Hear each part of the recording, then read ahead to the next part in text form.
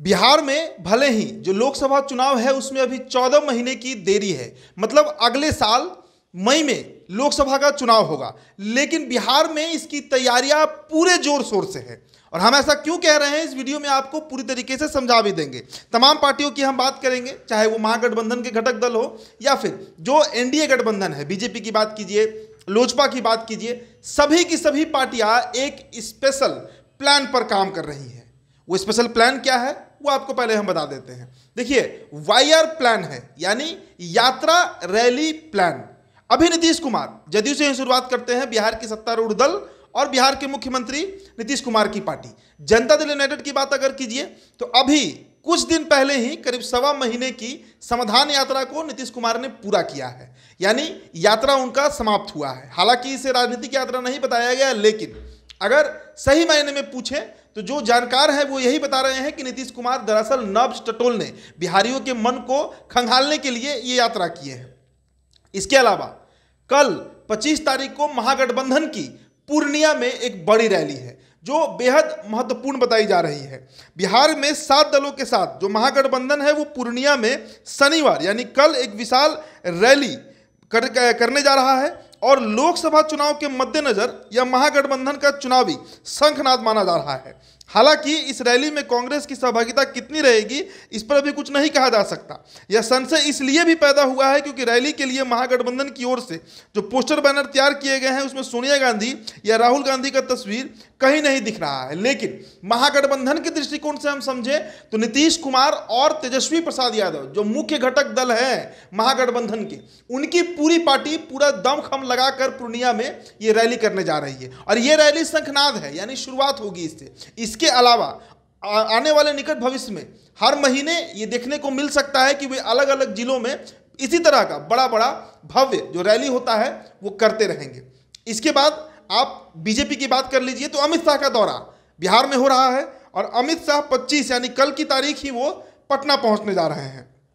पूर्णिया में जिस दिन यानी कल महागठबंधन की रैली होगी उसी दिन केंद्रीय गृह मंत्री अमित शाह बिहार के 2 सभाओं को संबोधित करते होंगे। पटना के बापू सभागार में आयोजित स्वामी सदानंद के जयंती समारोह में किसान और मजदूरों को संबोधित करेंगे। इसके बाद वे वाल्मीकि नगर लोकसभा क्षेत्र के तहत आने वाले लौरिया में प्रवास कार्यक्रम में शामिल होंगे। वहां वे बीजेपी कार्यकर्ताओं को संबोधित करेंगे। इसके बाद पटना के तख्त साहिब मंदिर जो है वहां पर जाके माथा टेकेंगे। तो अमित शाह का भी जो कल रैली है, जो कल यात्रा है, जो संबोधन है, वो बिहार में यूं कहें कि देश में जो अगला जनरल इलेक्शन होगा लोकसभा चुनाव 2024 का, उसका शंखनाद कर दिया जाएगा। और इसके बाद ये भी कहा गया है, जो सूत्र बताए हैं कि बिहार में बीजेपी की यात्रा जो है वो शुरू हो जाएगी। इसके बाद आप चले आइए अब नई जो बिहार में पार्टी बनी है, राष्ट्रीय लोक जनता दल, उपेंद्र कुशवाहा की हम बात कर रहे हैं।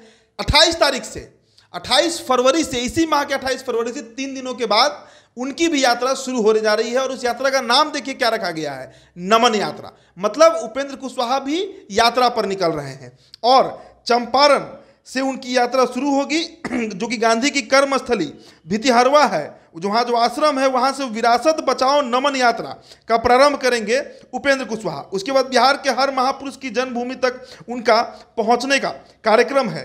पश्चिम चंपारण से शुरू होने वाली इस यात्रा के 2 चरण होंगे। पहले चरण जो है वो 6 मार्च को समाप्त होगा, जिसमें मुजफ्फरपुर, सीतामढ़ी, बाजपट्टी, मधुबनी, अररिया, मधेपुरा, समस्तीपुर और सारण तक जाएंगे। फिर दूसरी जो चरण होगा वो 15 मार्च से होगा। तो ये तो 3 पार्टियां की बात हो गई।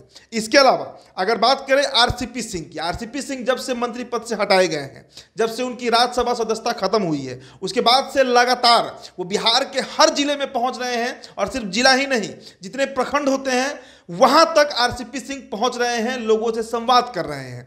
तो आरसीपी सिंह भी यात्रा पर ही है। इसके बाद आप बात कर लीजिए प्रशांत किशोर की। 2 अक्टूबर 2022 से उनकी यात्रा शुरू होती है और चंपारण की जो भूमि है, जहां से महात्मा गांधी की कर्मस्थली रही, जहां से महात्मा गांधी महात्मा बनते हैं, वो वहां से पदयात्रा शुरू किए हैं। और इसके बाद लगातार पूरे बिहार के भ्रमण पर हैं और उनका एकमात्र एक टारगेट है, नीतीश कुमार और तेजस्वी प्रसाद यादव को टारगेट करना। तो तमाम जो नेता हैं वो यात्रा कर रहे हैं, लेकिन इन सब के बीच एक और नेता है जिनको शायद हम भूल रहे हैं, जीतन राम मांझी संपर्क यात्रा कर रहे हैं बिहार में। जी हाँ, बिहार के पूर्व मुख्यमंत्री जीतन राम मांझी भी गरीब संपर्क यात्रा पर निकल चुके हैं और अपनी यात्रा के दौरान वे अलग अलग जगहों पर जाएंगे, लोगों से मिलेंगे, उनकी समस्याओं को सुनेंगे और वो सुन भी रहे हैं। वे लोगों को विश्वास दिला रहे हैं कि उनकी समस्याओं को लेकर सीएम नीतीश कुमार से वो बात करेंगे। मांझी 26 फरवरी को गया के गांधी मैदान में गरीबी भगाओ रैली भी करने जा रहे हैं। तो आप देख सकते हैं, हमने इस वीडियो में लगभग सभी पार्टियों का जिक्र किया, अगर एक दो पार्टी को छोड़ दे तो सभी लोग अब यात्रा पर निकल रहे हैं और इसीलिए ये वाईआर प्लान है, यानी यात्रा रैली, यात्रा करना है, अलग अलग जिलों में पहुंचना है और वहां पर रैली करना है। और इस काम में बिहार की लगभग सभी राजनीतिक पार्टियां लग चुकी हैं। तो लोकसभा चुनाव भले ही 14 महीने के बाद होगा, लेकिन उसकी पूरी तैयारी जो है वो बिहार के धरातल पर अब दिखने लगी है। उपेंद्र कुशवाहा हो, बीजेपी हो, जदयू हो, राजद हो, कोई भी पार्टी हो, वो यात्रा कर रही है, लोगों से मिल रही है, लोगों से मिलना चाहती है, नाम चटोलना चाहती है कि आखिरकार क्या माहौल है 2024 को लेकर। फिलहाल इस चर्चा में इतना ही। आप बने रहिए बिहार टॉप के साथ। बहुत बहुत शुक्रिया।